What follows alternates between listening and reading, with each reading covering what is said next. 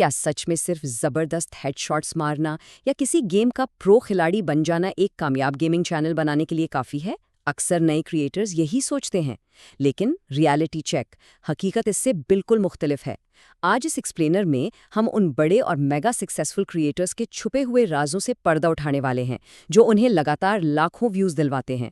सिर्फ 20 दिन के इस इंटेंसिव स्प्रिंट प्लेबुक के जरिए हम मिलकर उन तमाम स्ट्रैटेजीज को डिकोड करेंगे जो किसी भी आम गेमिंग चैनल को एक मैसिव व्यूअरशिप वाले ब्रांड में बदल सकती हैं। चलिए शुरू करते हैं। सबसे बड़ा धोखा जो हम स्क्रीन पर देखते हैं वो ये है कि लगता है क्रिएटर बस बैठकर गेम खेल रहा है और अचानक से यानी स्पॉन्टेनियसली कमेंट्री कर रहा है। लेकिन असल में स्क्रीन पर जो कुछ चल रहा होता है उसके पीछे एक proper well thought out script छुपी होती है। ये बड़े क्रिएटर्स वक्ती तौर पर अचानक कमेंट्री नहीं करते, बल्कि ये पहले से लिखी हुई लाइंस को इतने ज़बरदस्त जज्बात और एक्टिंग के साथ पढ़ते हैं कि लगता है सब रियल टाइम में हो रहा है। ये एक मुकम्मल और परफेक्टली प्लान्ड शो होता है। इस पूरे इल्यूजन को समझने के लिए हमें एक क्लियर रोड मैप चाहिए। तो इस 20 दिन के प्लेबुक में हम इन 6 स्टेप्स पर फोकस करेंगे। पहले, बड़े क्रिएटर्स का असल राज। फिर, एक मास्टरमाइंड टीम कैसे बनाई जाए। तीसरा, यूट्यूब एल्गोरिदम को कैसे क्रैक किया जाए। चौथा, वायरल आइडियाज़ का नक्शा। पांचवां, एडिटिंग और ऑडियंस रिटेंशन का प्रोडक्शन पाइपलाइन। और आखिर में कामयाबी का फाइनल फॉर्मूला। ये एक स्टेप बाय स्टेप ब्लूप्रिंट है। हिस्सा पहला, बड़े क्रिएटर्स का राज, वायरल गेम प्ले के पर्दे के पीछे। ये सुनकर शायद हैरत हो, लेकिन अक्सर वायरल वीडियोस में जो आवाज़ हमें इतने जोश में सुनाई देती है या जो फेस कैम पर एक्साइटेड होकर रिएक्ट कर रहा होता है, असल में वो शख्स उस वक्त गेम खेल ही नहीं रहा होता। आते हैं दूसरे हिस्से पर, मास्टरमाइंड टीम बनाना। कमेंट्स में नेटवर्किंग। अब जाहिर है एक ही वक्त में प्रो लेवल की गेम खेलना, मज़ेदार स्क्रिप्ट लिखना और फुल एनर्जी के साथ एक्टिंग करना एक अकेले इंसान के लिए बहुत मुश्किल बल्कि लगभग नामुमकिन सा हो जाता है। तो फिर एक पूरी प्रोडक्शन टीम कैसे खड़ी की जाए? इस मसले का सबसे आसान हल कहीं और नहीं, खुद यूट्यूब की दुनिया में ही छुपा है। किसी भी पॉपुलर वीडियो का कमेंट सेक्शन एक बेहतरीन नेटवर्किंग हब बन सकता है। तरीका बहुत सिंपल है।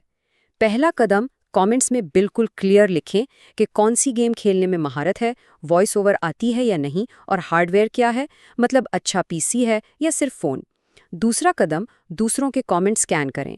जो प्रोफाइल अपनी ज़रूरत से मैच करे उसे सीधा रिप्लाई करें कि क्या हम मिलकर काम कर सकते हैं। तीसरा कदम, जैसे ही ऐसे हम ख्याल लोग मिल जाएं, उनके साथ कांटेक्ट करके एक प्रॉपर मास्टरमाइंड टीम बनाएं और अपना चैनल लॉन्च करें।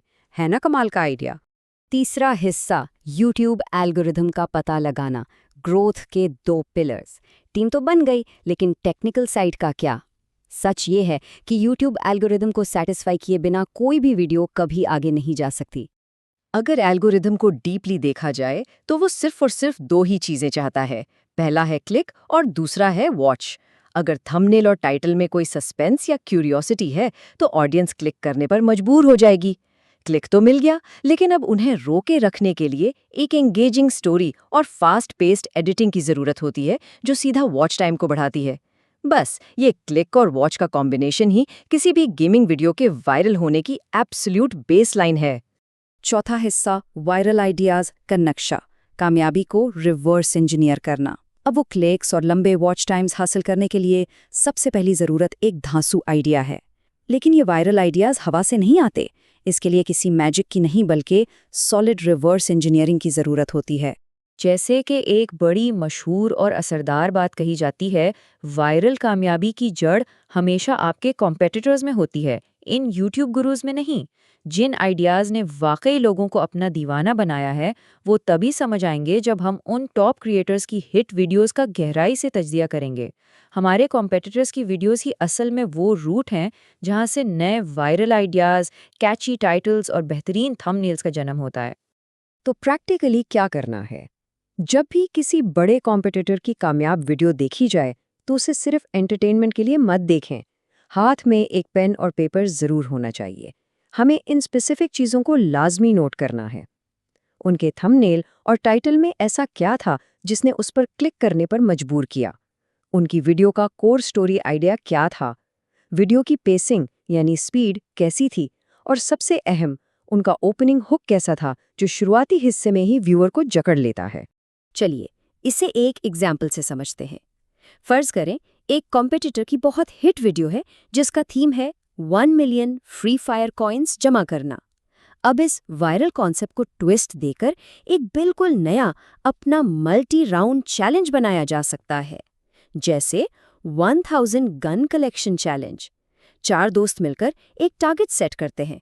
पहले राउंड में कुछ दोस्त गेम में पर्पसली रुकावटें डालते हैं ताकि कहानी में सस्पेंस क्रिएट हो, और फिर दूसरे राउंड में सब मिलकर वो टारगेट अचीव करते हैं।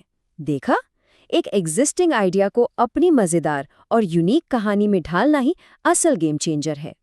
5वां हिस्सा, एडिटिंग और audience retention, the production pipeline.